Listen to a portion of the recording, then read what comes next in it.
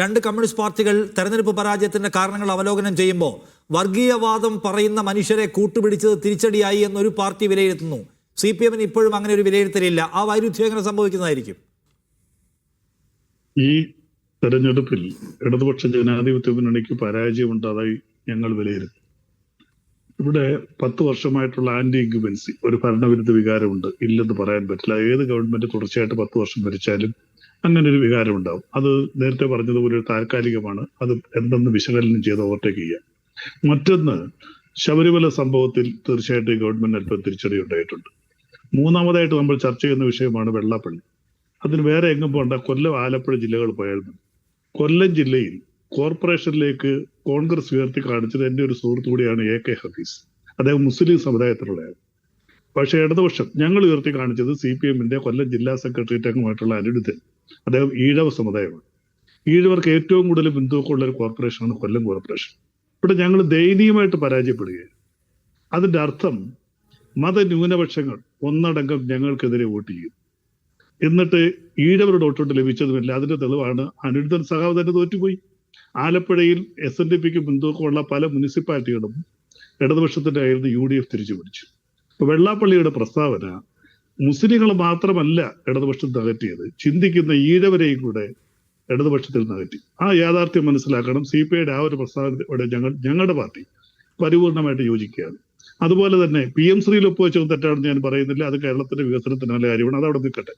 പക്ഷെ ഇപ്പോൾ തീർച്ചയായിട്ടും ആന്റി ഇൻക്യുബൻസിയോടൊപ്പം തന്നെ ന്യൂനപക്ഷ ഇടതുപക്ഷത്തിനെതിരെ വിരുദ്ധമായ ഒരു നിലപാട് സ്വീകരിച്ചു. അതാണ് നമ്മൾ വടക്കൻ ജില്ലകൾ കണ്ടത്.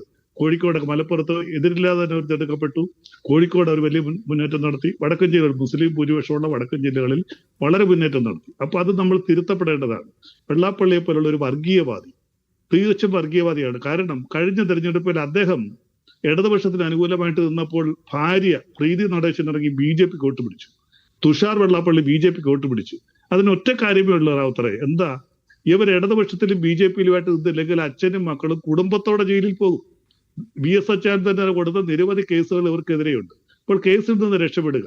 ഈ വെള്ളാപ്പള്ളി നടേശൻ നേരത്തെ ഷാവപ്രസാദ് പറഞ്ഞതുപോലെ, വെള്ളാപ്പള്ളി നടേശനെ ആര് ജയിപ്പിക്കാൻ നടന്നോ അവർ തോറ്റുപോയിട്ടുണ്ട്, ആര് തോൽപ്പിക്കാൻ നടന്നോ അവർ ജയിച്ചു പോയിട്ടുണ്ട്. VM സുധീരനെ തോൽപ്പിക്കാൻ നടന്നപ്പോൾ വൻപിച്ച ഭൂരിപക്ഷത്തിൽ VM സുധീരൻ ജയിച്ചു. മാവേലിക്കന് നമുക്കറിയാം, കൊല്ലത്തുള്ള PC വിഷ്ണുവിനെ തോൽപ്പിക്കാൻ നടന്നു.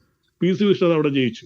അപ്പോൾ തീർച്ചയായിട്ടും ഇദ്ദേഹത്തിന്റെ പിന്നിൽ സമുദായം ഒന്നുമില്ല. അതുപോലെ തന്നെ NSSന്റെ പെരുന്നയുമായി ബന്ധപ്പെട്ട് അദ്ദേഹത്തിന് ഇപ്പോൾ ഉണ്ടായ ചില പ്രസ്താവനകൾ, ശബരിമലയുമായി ബന്ധപ്പെട്ട പ്രശ്നങ്ങൾ, ഇതൊക്കെ തീർച്ചയായിട്ടും ഇടതുപക്ഷത്തിന്റെ കൂടെ എന്നും നിന്നിട്ടുള്ള പിന്നോക്ക ന്യൂനപക്ഷ സമുദായങ്ങളിൽ ഇടതുപക്ഷത്തിനെതിരെ ഒരു വിരുദ്ധതയുണ്ടാക്കി. അത് മനസ്സിലാക്കണം. ഞങ്ങളൊരു ചെറിയ പ്രസ്ഥാനമാണെങ്കിൽ പോലും ഞങ്ങൾ ആ കാര്യത്തിൽ CPI-യുടെ നിലപാടിനോട് ഞങ്ങൾ യോജിപ്പാണ്. എല്ലാ കാര്യങ്ങളും യോജിക്കുന്നില്ല എങ്കിൽ പോലും വെള്ളാപ്പള്ളിയുടെ പ്രസ്താവനകളും അതുപോലെ തന്നെ ന്യൂനപക്ഷങ്ങൾ നമ്മളിൽ അകന്നുപോയതും ഹിന്ദുക്കളിൽ തന്നെയുള്ള പിന്നോക്ക സമുദായങ്ങൾ, ഇടതുപക്ഷത്തിന്റെയും CPM-ന്റെയും ഞങ്ങളുടെയൊക്കെ ശക്തി എന്ന് പറയുന്നത് എപ്പോഴും ഈഴവാദി പിന്നോക്ക സമുദായമാണ്. മുന്നോക്ക സമുദായക്കാർ ഒരുപക്ഷെ പണ്ടൊക്കെ കമ്മ്യൂണിസ്റ്റ് പ്രസ്ഥാനങ്ങളെ കണ്ടാൽ അടിച്ചു കൊല്ലുന്ന ഒരു കാലഘട്ടം ഉണ്ടായിരുന്നു. ഇപ്പോഴും അങ്ങനെ തന്നെയാണ്. ഇടതുപക്ഷ പിന്നോക്ക സമുദായക്കാർ, ഈഴവര്, പട്ടികവർഗം ഒക്കെയാണ് ഇടതുപക്ഷ പ്രസ്ഥാനങ്ങളുടെ നട്ടെല്ലെന്ന് പറയുന്നത്. ഇപ്പോൾ ഇങ്ങനെയുള്ള സമുദായ ആചാര്യന്മാരെ പ്രീണിപ്പിക്കുന്ന ഒരു നടപടി ഇടതുപക്ഷത്തിന് ഒരു നേതാക്കന്മാർക്ക് ഭൂഷണമല്ല. അദ്ദേഹത്തിന്റെ പ്രസ്താവനകൾ അങ്ങേയറ്റം കേരളത്തെ അങ്ങനെ ഇരിക്കുമ്പോഴും, അതായത് ഈ വെള്ളാപ്പള്ളി നടേശനെ കൊണ്ടു നടന്നത് കൊണ്ട് ഒരു ഗുണവുമില്ല എന്ന് പഠിപ്പിച്ച ഒരു തെരഞ്ഞെടുപ്പാണ് ഈ തെരഞ്ഞെടുപ്പ് എന്ന് മാത്രമല്ല, അത് ഗുണം ആർക്കെങ്കിലും ഉണ്ടാക്കുന്നുണ്ടെങ്കിൽ അത് BJP-ക്കാണെന്ന് മനസ്സിലാവുകയും ചെയ്തു. എന്നിട്ടും വെള്ളാപ്പള്ളിയെ വിടില്ല എന്ന് CPIM-നെ പോലെ വലിയൊരു പാർട്ടി തീരുമാനിക്കുന്നതിന് പിന്നിലെ കാരണം പിന്നെ എന്തായിരിക്കും ബൽദേവ്? ഈ തെരഞ്ഞെടുപ്പല്ല റാവുത്തറെ, എല്ലാ തെരഞ്ഞെടുപ്പുകളിലും വെള്ളാപ്പള്ളിയും സമുദായ നേതാക്കന്മാരും ആർക്ക് വേണ്ടി നിന്നിട്ടുണ്ട്. അവരൊക്കെ തോറ്റ ചരിത്രമേ ഉള്ളൂ. കാരണം കേരളത്തിലെ ജനത വളരെ വിദ്യാഭ്യാസമുള്ള, ചിന്തിക്കുന്ന ഒരു ജനതയാണ്. ശ്രീനാരായണ ഗുരുവിന്റെ, കുമാരനാശാന്റെ ഒക്കെ തത്വസംഹിതകൾ വായിച്ച് പഠിച്ചിട്ടുള്ളവരാണ് ഞങ്ങൾ.